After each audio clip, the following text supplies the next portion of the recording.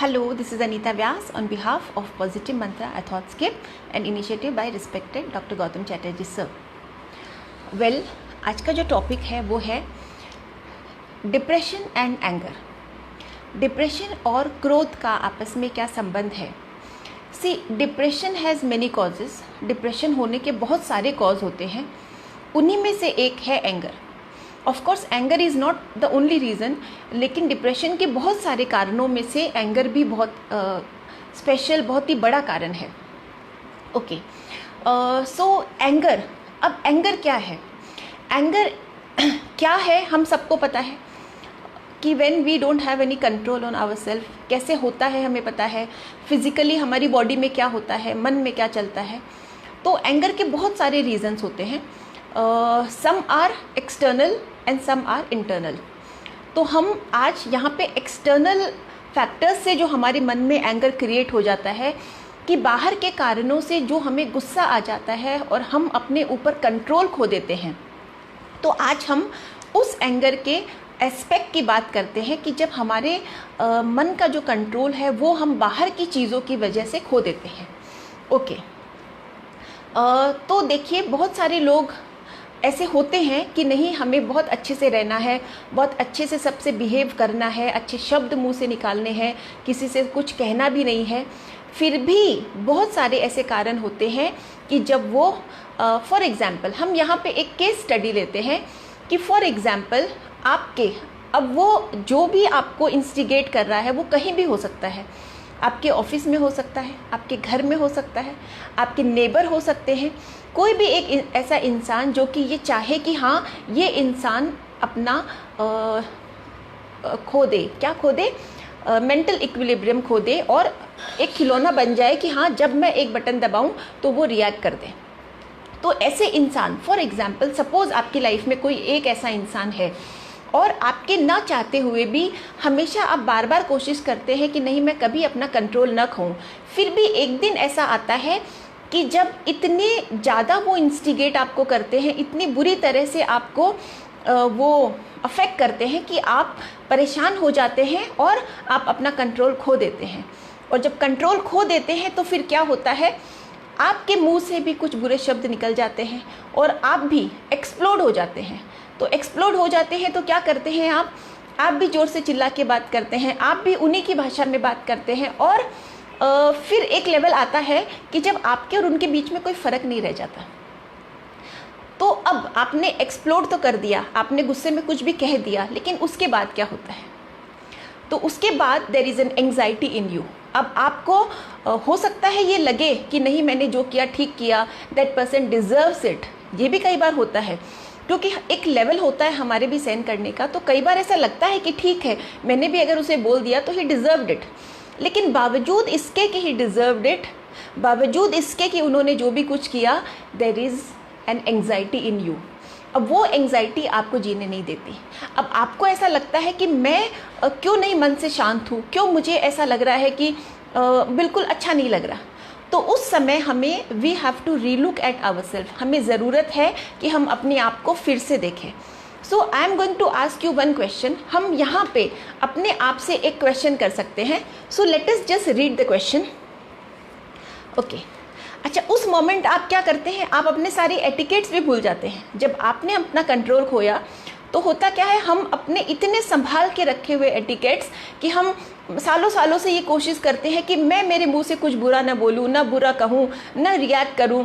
तो आप सब कुछ एक सेकेंड में आपका सब खत्म हो जाता है. तो व्हाट नेक्स्ट, अब क्या करें?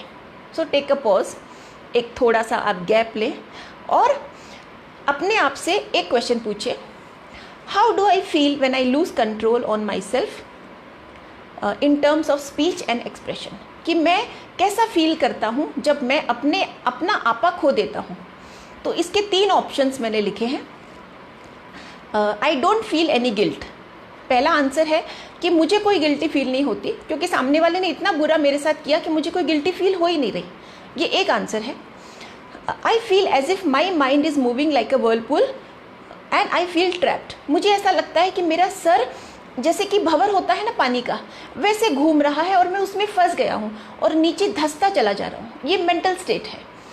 एक है ऑप्शन कि आई फील बैड, कि हाँ मुझे खराब लगता है। अच्छा, अगर आपको ऐसा लगता है कि नहीं मुझे कोई गिल्टी फील हो ही नहीं रही, तो बात ही ख़त्म, तो हमें इतने ये सब बात करने की ज़रूरत ही नहीं है।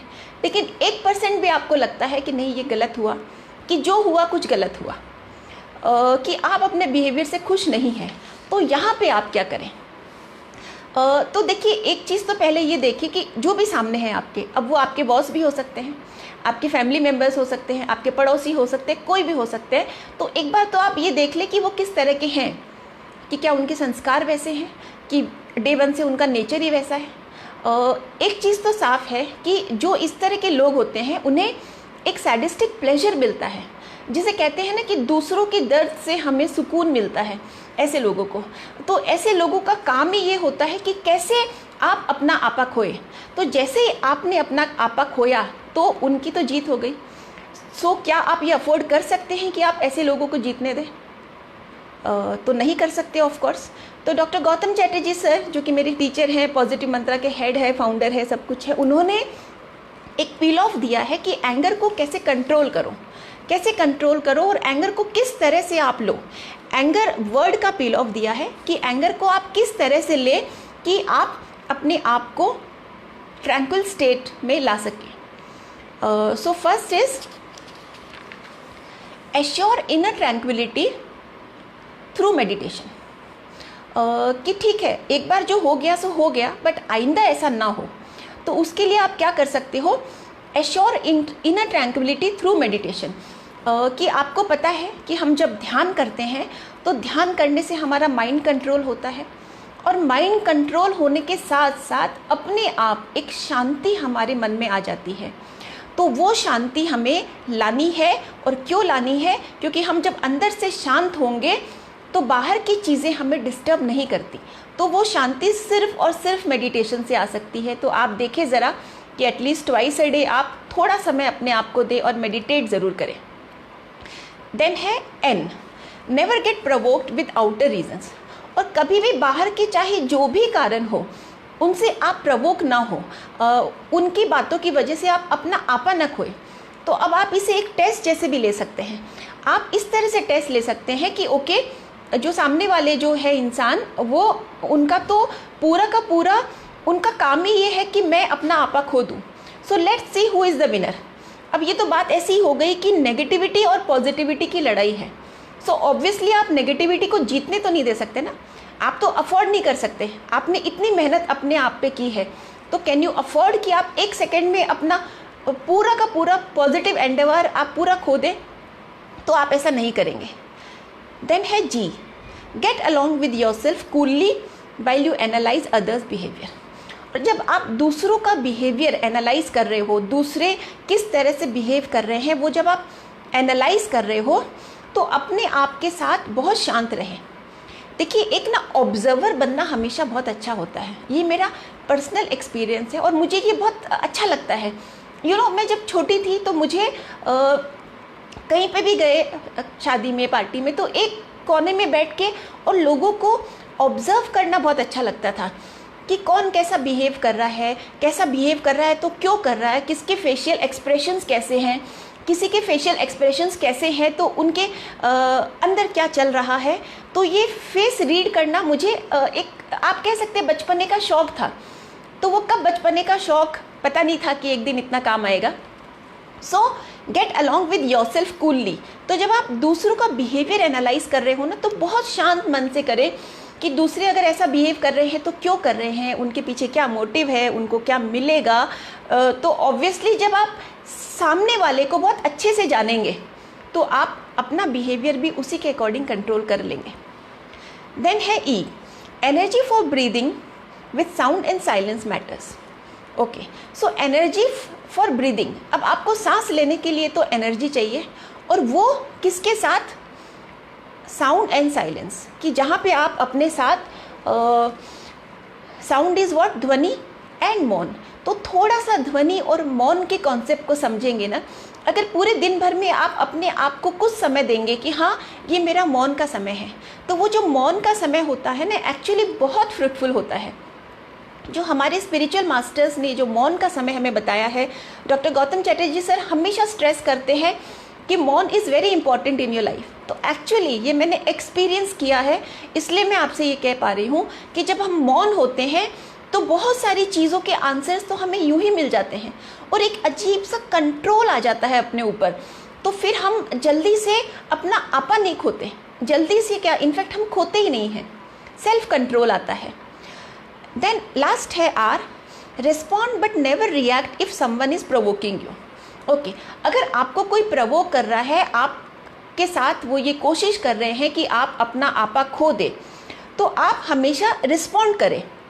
रिस्पॉन्ड करें मतलब, रिस्पॉन्ड का मतलब क्या हो गया कि आप जवाब दें उन्हें। अगर आपको लग रहा है कि सामने वाले गलत बोल रहे हैं, मुझे यहाँ पे अपने आप को एसर्ट करना है, तो एसर्ट करें, लेकिन एसर्ट करने का तरीका क्या होगा, आपके शब्द कैसे होंगे, आपका वाक कैसे होगा। तो आप रिएक्ट न करें, क्योंकि हम जब रिएक्ट करते हैं तो इसका मतलब होता है हम अपना आपा खो देते हैं। जब हम रिएक्ट करते हैं तो हमारे शब्दों पे हमारा कंट्रोल नहीं रहता, हमारे एक्शंस पे हमारा कंट्रोल नहीं रहता। मैंने कई लोगों को देखा है कि जब उन्हें गुस्सा आता है तो वो कुछ नहीं देखते, उनके हाथ में जो चीज़ होती है उसे फेंक देते हैं या तोड़ फोड़ देते हैं या ज़ोर से चिल्लाते हैं या उनका हाथ भी उठ जाता है। तो एक बार आप इमेजिन करिए कि ऐसा इंसान एक्चुअली क्या उस पर उसका कंट्रोल है। तो जब आपका आप पे कंट्रोल नहीं, तो सामने वाले के लिए तो आप एक इंस्ट्रूमेंट हो गए ना, कि जब चाहा एक रिमोट का बटन दबाया और ये ले, आप तो हो गए सब बंटाधार। So it is very necessary that you have control on yourself. Basically positive mantra, देखिए पॉजिटिव मंत्रा में मैं हमेशा एक लर्नर की भूमिका निभाती हूँ, क्योंकि हम जब सेशंस लेते हैं तो हम साथ साथ और सीखते जाते हैं। तो पॉजिटिव मंत्रा से मेरा पर्सनल एक्सपीरियंस है कि मैं क्या सीखती हूँ कि कैसे अपने आप पे कंट्रोल करें। दैट इज़ मोस्ट इम्पॉर्टेंट, कि बिहेवियर पे कंट्रोल, हमारे एक्शन पे कंट्रोल, हमारे स्पीच पे कंट्रोल, हमारे थॉट्स पे control. So control is the main word. So of course आप सब आप लोग आते ही रहते हैं ऑफ कोर्स, और मुझे बहुत ये अच्छा भी लगता है कि इनफैक्ट आप लोग जिनको ये ऐसा आपको लगता है कि नहीं इन्हें ज़रूरत है, तो आप हमेशा रिकमेंड भी करते हैं, आप खुद उन्हें सजेस्ट करते हैं कि आप जाएं और पॉजिटिव मंत्रा के सेशंस लें। तो ये कहीं ना कहीं गुरु का आशीर्वाद है कि no doubt doctor Gautam Chatterjee sir का स्पिरिचुअल पावर है कि जिनको ज़रूरत है वो अपने आप हमारे पास आते हैं और सेशंस लेते हैं और उन्हें अच्छा लगता है।